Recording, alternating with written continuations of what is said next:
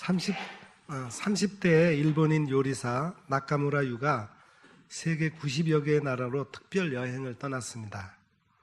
순수하고 평범한 집밥에 진정한 맛과 지혜가 담겨 있을 것이라고 생각을 했어요. 그래서 여행을 하면서 각 나라의 할머니들의 부엌을 찾아다녔습니다.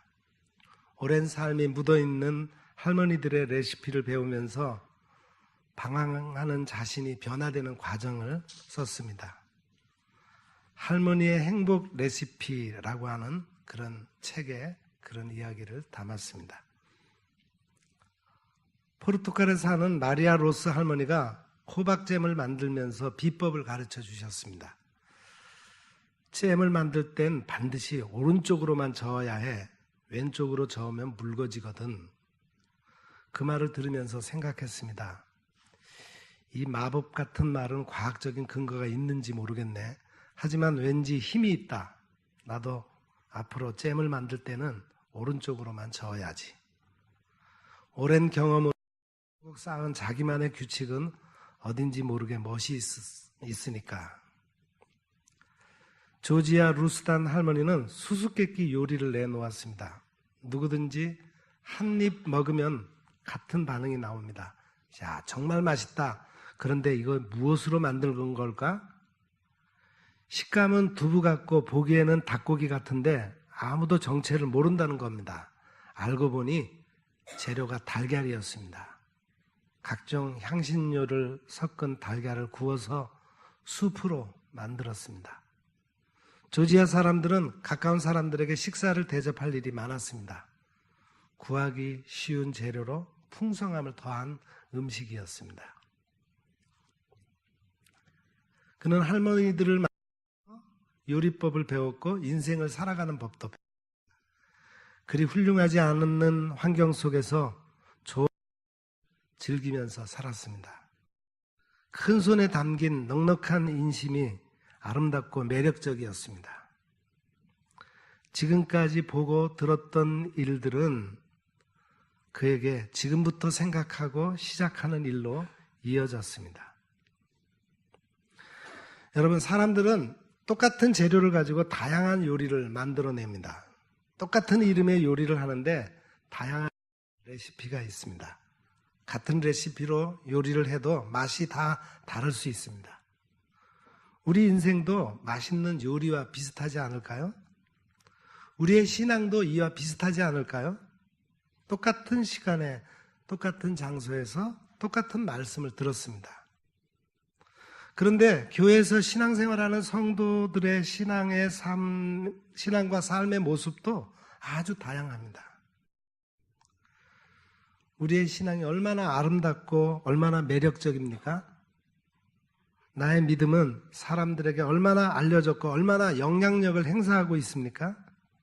지금까지 보고 들었던 일들을 과연 지금부터 시작하고 있습니까? 우리 교회를 잠시 돌아보면은 교회 개척 후에 지금까지 살아남아 있는 것이 하나님의 은혜입니다. 아무것도 없는 상태에서 교회를 시작하고 무엇을 세우고 공동체를 만드는 것이 참 어렵고 힘든 것이구나 그렇게 느끼게 됩니다. 교회 개척 후에 10년 동안은 교회가 이 땅에 계속 존립할 수 있을까?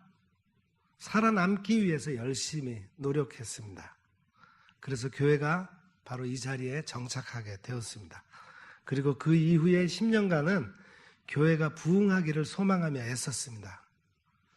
하지만 시간이 지날수록 부족함을 느끼고 목회가 어렵다는 것을 깨닫게 되었습니다. 그래서 교회가 부흥하는 모델을 연구해 봤어요. 교회가 부흥하려면 어떻게 할까? 그 모델은 성경에서 나오더라고요.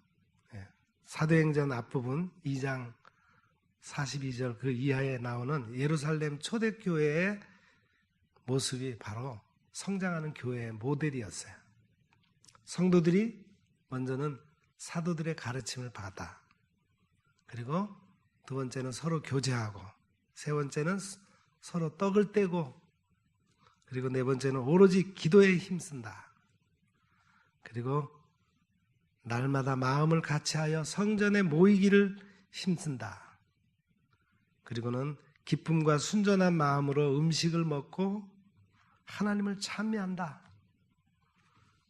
그 결과 온 백성에게 칭송을 받았다. 그래서 주께서 구원받는 사람들을 날마다 더하게 하셨다. 오늘 우리의 믿음과 신앙생활은 어떻습니까? 하나님의 말씀을 받아서 그 말씀으로 서로 교제하고 있습니까? 하나님의 은혜를 체험하고 그 은혜의 떡을 떼어 나누고 살아갑니까? 기도에 힘쓰고 계십니까? 기쁨과 순전한 마음으로 음식을 먹고 하나님을 찬미합니까?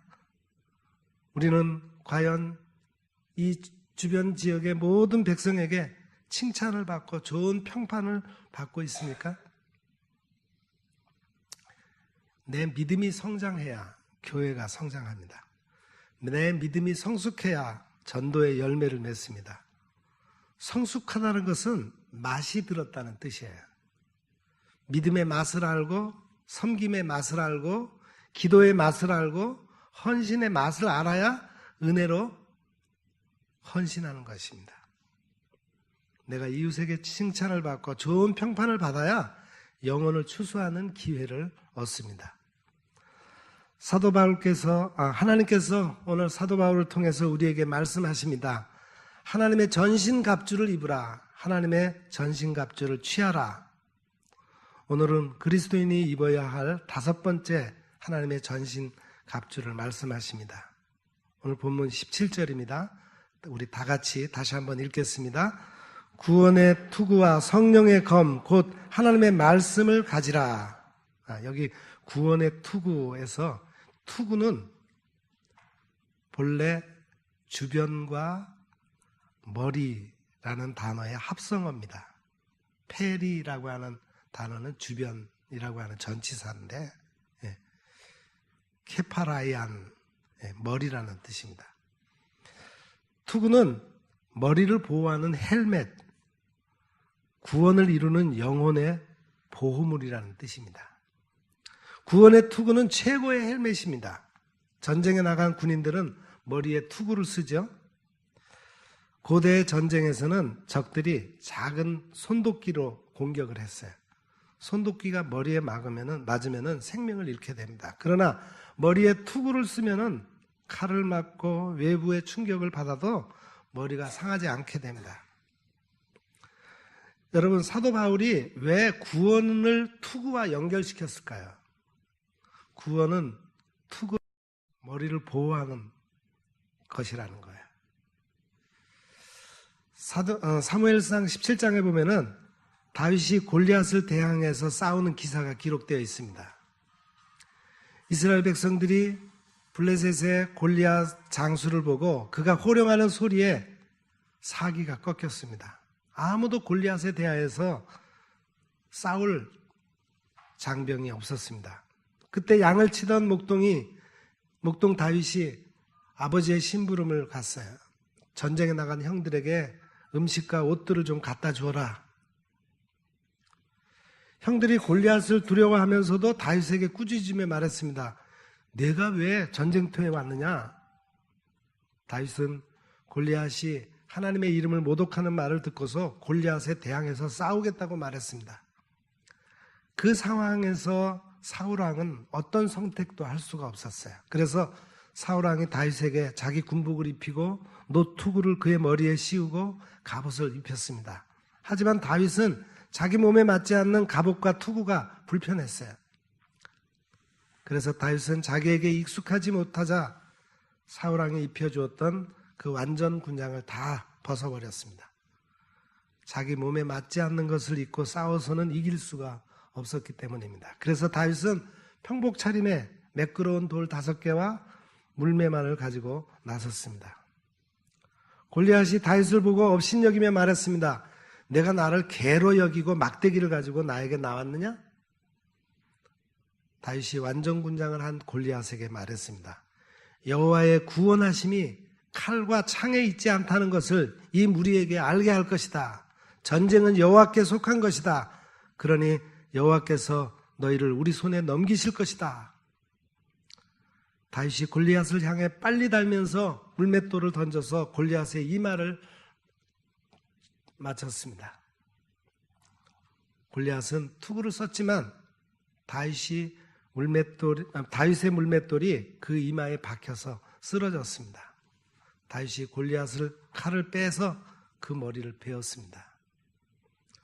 당시에 골리앗이 최상의 투구를 썼는데 왜 다윗에게 패배했습니까? 골리앗은 교만하여 자신의 힘과 장비를 의지하고 구원의 투구를 쓰지 않았기 때문입니다. 전쟁을 승리하게 하신 여호와 니시의 하나님을 의지하지 않았기 때문입니다. 반면에 다윗은 하나님께서 구원하시는 믿음의 투구를 쓰고 승리했습니다. 하나님의 구원을 믿는 믿음이 구원의 투구입니다. 여호와는 나의 구원이시니 내가 누구를 두려워하리요? 여호와는 내 생명의 능력이시니 내가 누구를 무서워하리요? 구원의 투구를 쓰면은 누구도 두렵지 않습니다. 어느 누구도 무섭지 않아요. 여러분, 그리스도인은 왜 구원의 투구를 써야 할까요? 구원의 투구를 쓴 사람은 외적인 조건에 흔들리지 않기 때문입니다. 외부의 환경에 끌려다니지 않기 때문이에요. 사람의 지위나 세상의 권력을 두려워하지 않기 때문입니다. 출애굽기 14장에 보면은 이스라엘 백성들이 하나님의 은혜로 애굽의 바로 왕으로부터 구원을 받았어요. 이스라엘 백성들이 광야의 길로 나갔을 때 바로 왕의 마음이 강팍해졌습니다. 히브리 노예들을 다 보내고 나서 일할 노동자들이 없어서 불편했어요.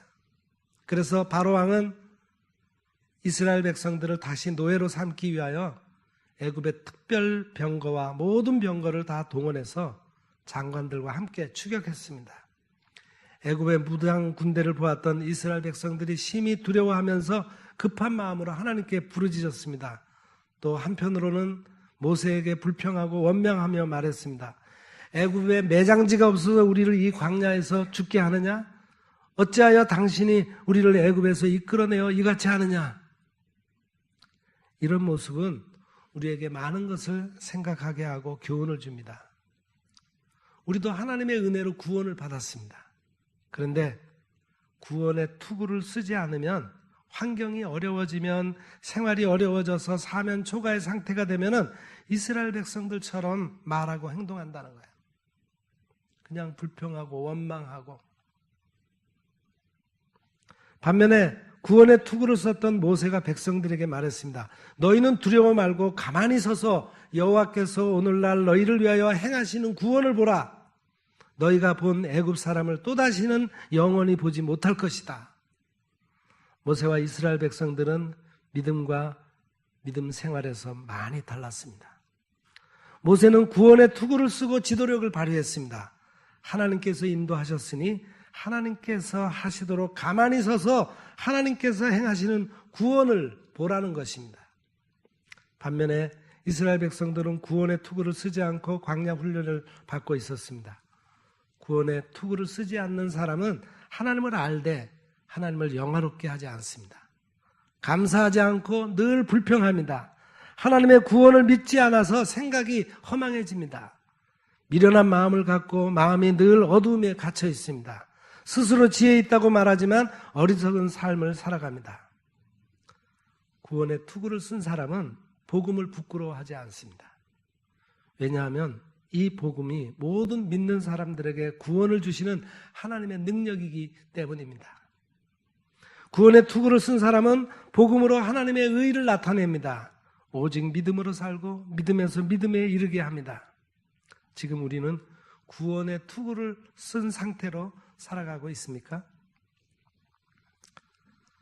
여러분, 다음으로 그리스도인이 갖춰야 할 6번째 전신갑주는 성령의 검입니다. 성령의 검은 곧 하나님의 말씀이라 그랬어요. 하나님의 말씀은 두 가지가 있습니다. 하나는 기록된 말씀, 헬라어로 로고스라고 기록이 되어 있습니다. 또 다른 하나는 하나님의 말씀, 헬라어로 레마라고 그럽니다. 여기서 하나님의 말씀 레마는 기록된 말씀 로고스를 하나님께서 현재 말씀하고 계신 그런 말씀이에요. 하나님께서 계시하신 말씀을 성령께서 확증하신 말씀이 바로 레마라는 거예요. 종교개혁자 장 깔뱅이 말했습니다. 사탄의 영이 성령의 이름으로 침투하지 않도록 성령님께서는 성경에 기록된 형상대로 인식되기를 원하신다. 성령의 검을 가지면 사탄에게 속지 않습니다. 사탄의 계책을 알고 대적합니다. 거짓 사도를 구별해내고 속이는 일꾼을 구별해냅니다. 그리스도의 사도로 가장하는 사람들을 물리칩니다. 에덴 동산에서 사탄이 하와를 속일 때 어떻게 했습니까? 하나님의 말씀을 명확하게 물어보지 않았습니다. 사탄이 말했습니다. 하나님이 참으로 너희에게 동산 모든 나무의 열매를 먹지 말라고 하시더냐? 사탄이 물어본 말씀은 하나님께서 하신 말씀이 아니었어요. 하나님의 말씀을 약간 변형시켜서 질문한 겁니다. 하나님께서 아담에게 하셨던 말씀을 비교해 보세요. 하나님께서는 이렇게 말씀하셨습니다. 동산 각종 나무의 열매는 네가 임의로 먹어라. 하지만 선악을 알게 하는 나무의 열매는 먹지 말라. 내가 먹는 날에는 반드시 죽을 것이다. 하나님의 말씀을 말씀 그대로 정확하게 알아야 사탄에게 속지 않습니다. 하나님의 말씀을 정확하게 알지 못하면은 하나님의 말씀을 임의로 더하거나 빼기도 합니다. 하나님께서 모세에게 말씀하셨어요. 내가 너희에게 명하는 이 모든 말을 너희는 지켜 행하고 그것에 가감하지 말아라. 하나도 더하거나 하나도 빼거나 하지 말아라. 또 계시록에서는 이런 말씀하고 있습니다. 하나님의 말씀을 더하면 이 두루마리에 기록된 재앙들이 그에게 더할 것이라. 예언의 말씀을 제하여 버리면 하나님이 이 두루마리에 기록된 생명나무와 거룩한 성의 참여함을 제하여 버리실 것이다. 말씀을 임의로 더하거나 빼고 해서는 안 된다는 거예요. 그 말씀, 본래의 말씀, 그 말씀이 오늘 내게 뭐라고 말씀하시는가를 정확하게 듣고 그 말씀대로 살아야 된다는 겁니다. 여러분, 그리스도인이 왜 성령의 검을 가져야 합니까? 성령의 검을 가진 사람은 지금도 살아계신 하나님을 만나게 되기 때문입니다. 하나님의 말씀이 살아있고 활력이 있는 것을 체험하기 때문이에요. 기록된 말씀, 로고스를 읽고 그것을 듣고 하는 가운데 그 말씀을 살아계신 하나님의 말씀, 레마로 체험할 수 있기 때문입니다. 왜 그 레마의 말씀을 성령의 검이라고 표현했습니까? 여러분, 아무리 훌륭한 복음이라 하더라도 그 검을 잘 사용하는 방법을 알지 못하면은 그냥 다른 칼과 비교할 그렇게 특별하게 차이가 없는 그냥 검일 뿐이에요. 그러나 그 검을, 그 복음을 사용하는 방법을 열심히 익힌 사람에게 주어졌을 때 그 검의 능력이 나타나는 겁니다. 우리가 기록된 이 말씀 그대로 놔놓고 사탄을 퇴치한다고 성경을 막 들고 흔드는 그것은 아무런 소용이 없는 거예요. 이 성경 말씀을, 기록된 말씀을 내가 읽고 묵상하고 나에게 주신 하나님의 말씀으로 잘 사용하는 법을 배울 때 이 말씀이 능력의 말씀이 되어서 사탄의 공격을 얼마든지 무찌를 수 있는 그런 훌륭한 검이 된다는 겁니다. 그래서 성령의 검, 하나님의 말씀을 성령의 검으로 비유한 것입니다. 말씀이 내게 가까워 내 입에 있으면 내 마음에 있다 하였다. 그러니 곧 우리가 믿음의 말씀이다. 로마서 10장 8절에 있는 말씀입니다. 하나님의 말씀이 성경에 기록되어 있습니다. 그 말씀을 전파하고 복음을 전할 때 하나님의 말씀으로 들은 사람은 하나님의 능력을 체험합니다. 하나님의 말씀이 내 입에 있고 내 마음에서 믿으면 구원을 얻습니다. 하나님의 말씀을 온 마음으로 받고 몸 전체로 받으면 성령님께서 역사하시고 치유하십니다. 성경에 기록된 말씀, 이 로고스를 하나님의 말씀, 레마로 받아야 인격이 변화됩니다. 하나님의 말씀을 가진 사람은 겸손합니다. 하나님의 말씀을 가져야 하나님을 아는 지식이 자라납니다. 하나님의 말씀을 가져야 하나님의 의에 복종합니다. 자신의 의를 버리고 하나님의 의를 세웁니다. 하나님의 말씀을 가진 사람은 모든 지각에 뛰어납니다. 성령님께서 뛰어난 지각을 주십니다. 하나님께서 주신 지각을 사용하는 사람은 연단을 받고 선악을 분별할 줄 알게 됩니다. 여러분, 하나님의 말씀은 성령님께서 운용하시는 무기입니다. 성령님께서는 우리가 하나님의 말씀을 듣도록 이끌어 주십니다.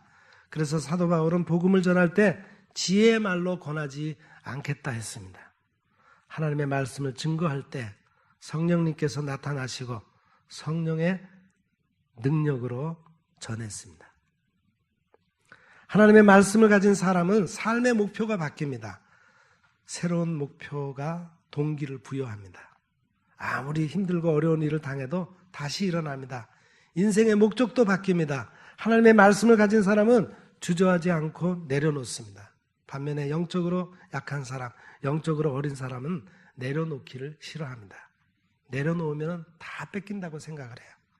그러나 내려놓는 것은 나를 비우는 것입니다. 나를 비워야 하나님께서 더 좋은 것으로 채워주십니다. 하나님께서는 하나님의 말씀을 가진 사람에게 역사하십니다. 하나님의 능력이 내 안에서 이루어집니다. 너의 길을 여호와께 맡기라. 저를 의지하면 저가 이루실 것이다. 너의 의를 빛같이 나타내실 것이다. 내 공의를 정오의 빛같이 하실 것이다 하셨습니다. 하나님의 말씀이 내 마음에서 믿어져야 하나님의 의를 이루십니다. 그 말씀을 입으로 고백해야 구원에 이르게 됩니다. 이제 우리가 구원의 투구를 쓰고 하나님의 말씀을 가지시기 원합니다. 하나님의 말씀과 함께 성령님께서 역사하시고 함께 일하셔서 하나님의 구원을 이루어 가시기를 축복드립니다. 기도하겠습니다. 사랑의 하나님, 하나님은 이미 우리에게 구원을 선물로 주셨습니다. 그런데도 우리는 어려운 환경 속에서 구원을 의심하고 사탄의 공격에 쓰러질 때가 있었습니다. 이 시간 우리가 구원의 투구를 쓰고 어떠한 공격이라도 물리치게 하옵소서. 성령께서 우리에게 역사하시어 성경 말씀 묵상할 때 그 말씀을 하나님의 말씀으로 듣게 하시고 그 들은 레마의 말씀이 검이 되어 사탄의 괴계를 물리치게 하옵소서. 예수님의 이름으로 기도드립니다. 아멘.